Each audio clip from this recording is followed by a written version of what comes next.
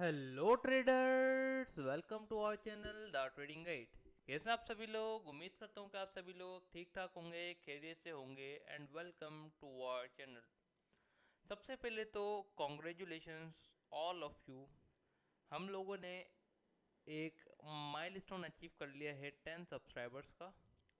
तो उसके लिए कॉन्ग्रेचुलेशंस। आप लोगों ने जितना सपोर्ट किया, आप लोगों ने जितना सब्सक्राइब किया, आप लोगों का साथ देने के लिए मेरा दिल से थैंक यू। दूसरी बात, जो हम लोगों ने वीडियो डाली थी हेड इन ऑर्डर ब्लॉक वाली, उस पर भी काफ़ी ज़्यादा लोगों ने प्यार दिखाया, काफ़ी अच्छे व्यूज़ आए, अच्छे लाइक्स मिले। तो हर वीडियोस पे ये सब प्यार दिखाया करें, क्योंकि जाहिर सी बात है वीडियो बनाने में हमारा खुद का एक्सपीरियंस है और प्लस साथ ही साथ हमारे को मोटिवेशन भी मिलती है जब आप लोग प्यार दिखाते हैं। और हम अपने इस चैनल पे वही बात बताते हैं, वही चीज़ बताते हैं जो कि मार्केट में क्या करती है, वर्क करती है। इसी तरीके से आज का जो हमारा टॉपिक है ये भी एक मोस्ट इम्पॉर्टेंट टॉपिक है। मोस्ट ऑफ द ट्रेडर्स को जिसके बारे में नहीं पता होता, वो क्या है? वो है ट्रेंड अलाइनमेंट। अब ट्रेंड अलाइनमेंट क्या है और ट्रेंड अलाइनमेंट किसे कहते हैं और ट्रेंड अलाइनमेंट का यूज़ क्यों किया जाता है, इन तमाम चीज़ों को बारे में इंशाल्लाह आज की इस वीडियो में बात करने वाले हैं। ट्रेंड की अलाइनमेंट के बारे में अपन अच्छे तरीके से बात करने वाले हैं। ट्रेंड अलाइनमेंट के बाद एग्जीक्यूशन किस तरीके से करते हैं, तो वीडियो एंड तक लाजमी देखना। अगर अभी टाइम है तो जाहिर सी बात है अभी देखें, अगर टाइम नहीं है तो टाइम निकालें और जब देखें। Trend alignment basically market structure का ही एक हिस्सा है, मार्केट स्ट्रक्चर का ही एक पार्ट है। क्या मार्केट स्ट्रक्चर का ही एक पार्ट है ट्रेंड अलाइनमेंट?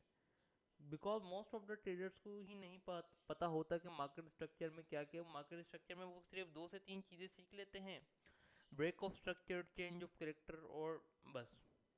ये नहीं है मार्केट स्ट्रक्चर में। मार्केट स्ट्रक्चर में बहुत सारी चीज़ें आती हैं। मार्केट स्ट्रक्चर में आती है मार्केट का स्ट्रक्चर किस तरीके से कॉम्प्लेक्स है, मार्केट का बिहेवियर आता है उसमें, ब्रेक ऑफ स्ट्रक्चर और चेंज ऑफ करेक्टर। तो ये तो ट्रेंड आइडेंटिफिकेशन के लिए होती हैं। और जो सबसे इंपॉर्टेंट चीज़ जो मार्केट स्ट्रक्चर में आती है ना, वो क्या आता है? वो आता है ट्रेंड अलाइनमेंट। ठीक है। अब मार्केट स्ट्रक्चर का ये जो टॉपिक है, तो जाहिर सी बात है मार्केट स्ट्रक्चर के बारे में पहले आप लोग को इल्म होना लाजमी है, तभी आपके ये समझ में आएगा ये टॉपिक। और इंशाल्लाह अगर आप लोगों ने ये टॉपिक देख लिया ना, आप लोग मेरे को दुआएं देंगे, बोलेंगे सर ये क्या चीज़ बता दी। अब इस टॉपिक को देखने का, इस टॉपिक को पढ़ने का और एग्जीक्यूशन करने का फ़ायदा क्या होगा? एग्जीक्यूशन वगैरह करने का फ़ायदा बेसिकली ये होगा कि आप लोग बेसिकली ट्रैप से बच जाएंगे, स्ट्रक्चर्ड आपको काफ़ी ज़्यादा ईजी लगने लगेगा। So that's all. अब ट्रेंड अब ट्रेंड अलाइनमेंट बेसिकली कहते किसे हैं? ट्रेंड अलाइनमेंट कहते हैं कि आपको इसकी वर्ड से ही पता लग रहा होगा। ट्रेंड अलाइनमेंट यानी ट्रेंड के अलाइनमेंट करने को बेसिकली, ये देखो, ट्रेंड और अलाइनमेंट, यानी ट्रेंड के अलाइनमेंट करने को बेसिकली हम लोग क्या कहते हैं? ट्रेंड के अलाइनमेंट करने को बेसिकली हम कहते हैं ट्रेंड अलाइनमेंट। ठीक है। अब जो इम्पोर्टेंट चीज़ है जिसके बारे में आप लोगों को समझना लाजमी है, वो क्या है? वो आपको बेसिकली ट्रेंड के बारे में पता होना लाजमी कि आपका जो स्ट्रक्चर्ड है, आपका जो स्ट्रक्चर है बेसिकली उसका ट्रेंड क्या चल रहा है, या फिर जिस एसेट्स के ऊपर आप ट्रेड करते हैं, या तो फिर जिस इंस्ट्रूमेंट पे आप ट्रेड करते हैं, उसका स्ट्रक्चर आपको मालूम होना चाहिए। उसका ट्रेंड आपको मालूम होना चाहिए कि क्या स्ट्रक्चर चल रहा है, क्या ट्रेंड चल रहा है, ताकि आपको easy to understand trend alignment को समझना। अब ट्रेंड अलाइनमेंट के समझने से पहले मैं आपको एक चीज़ बता दूं। वो क्या चीज़ है? वो ये चीज़ है कि पहले हम लोग समझेंगे डायग्राम्स पे, देन अपन लोग चलेंगे चार्ट्स पे। ठीक है। अब फॉर एग्जांपल ट्रेंड अलाइनमेंट जब आप देख रहे होंगे तो आपका जो H1 का टाइम फ्रेम होगा ना, फॉर एग्जांपल हम बात करते हैं गोल्ड की। H1 का टाइम फ्रेम पे आप करेंगे एनालिसिस। H1 के टाइम फ्रेम पे आप क्या करेंगे? H1 के टाइम फ्रेम पे करेंगे आप एनालिसिस।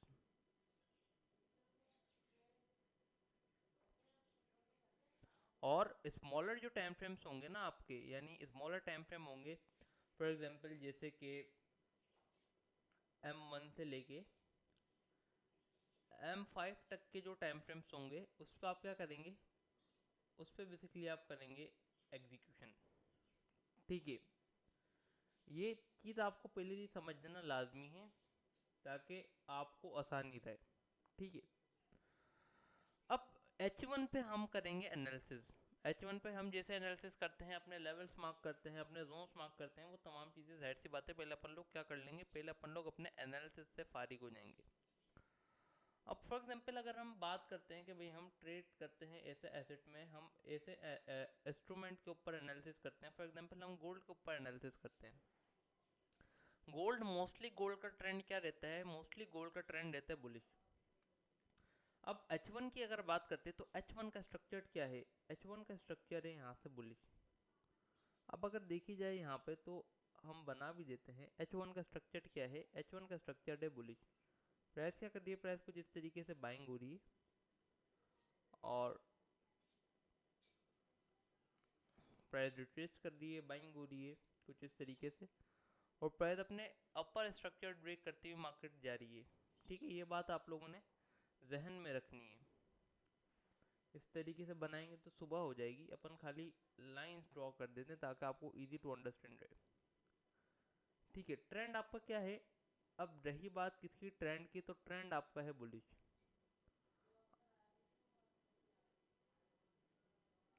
प्राइस क्या कर रही है, प्राइस बाइंग हो रही है, प्राइस क्या कर रही है, प्राइस अपने स्ट्रक्चर ब्रेक करते हुए बाय हो रही है। ठीक है, अब इन एरियाज पे जब प्राइस क्या कर रही है, जब प्राइस अपने स्ट्रक्चर को ब्रेक कर रही है, यानी जब प्राइस अपना ब्रेक ऑफ स्ट्रक्चर कर रही है बाइंग साइड के ऊपर, तो आपका जो पॉइंट ऑफ इंटरेस्ट होता है वो क्या होता है, आपका जो पॉइंट ऑफ इंटरेस्ट होता है वो आपका होता है, आपके दो जोन्स होते हैं। पहला जोन तो होता है आपका ब्रेकर ब्लॉक वाला जोन या ब्रेकर ब्लॉक एरिया जिसे आप कह सकते हैं, और बाकी जो दूसरा जो जोन होता है आपका वो कौन सा होता है, वो होता है as a major higher low, या तो फिर आप उसको एज अ,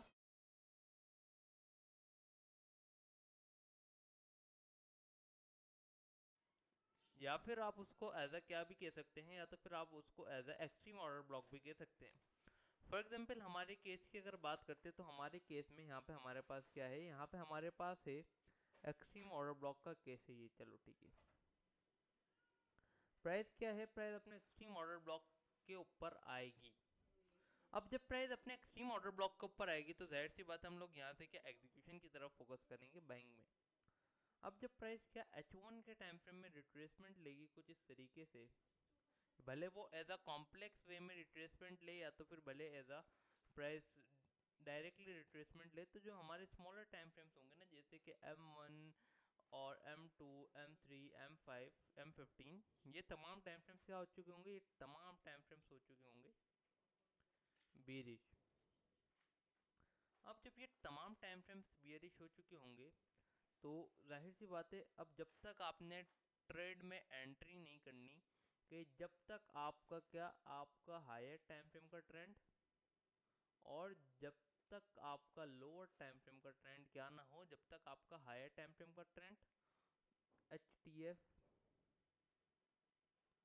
और लोअर टाइम फ्रेम का ट्रेंड क्या नहीं हो जाए, जब तक हायर टाइम फ्रेम और लोअर टाइम फ्रेम का ट्रेंड क्या नहीं हो जाए, अलाइन नहीं हो जाए एक साथ।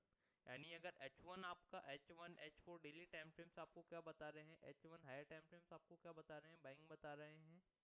हायर टाइम फ्रेम्स अगर बोल लेंगे प्राइस का स्ट्रक्चर बाइंग है, प्राइस को बाइंग होनी चाहिए, और लोअर टाइम फ्रेम भी जब तक आपको ये नहीं कहते कि भाई मेरा स्ट्रक्चर बाय है, मैं भी बाइंग ही होना चाहता हूँ, जब तक आपका ये दोनों स्ट्रक्चर अलाइन नहीं हो जाए, जब तक आप ट्रेड नहीं कर सकते, एग्जीक्यूशन नहीं कर सकते।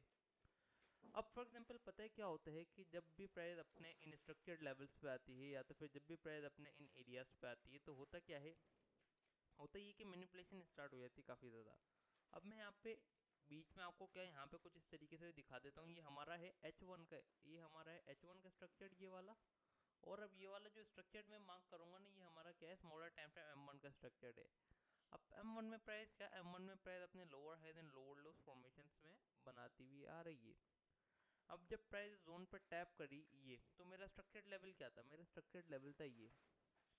अब जब तक प्राइस में हम बाइंग नहीं बैठ सकते कि जब तक प्राइस प्राइस अपना ये वाला स्ट्रक्चर बाइंग की तरफ शिफ्ट ना कर ले, जिसे हम कह सकते हैं चेंज ऑफ करेक्टर कह सकते हैं, जिसे हम कह सकते हैं मोमेंटम शिफ्ट नहीं कर ले, तो जब तक हम बाइंग में नहीं बैठ सकते।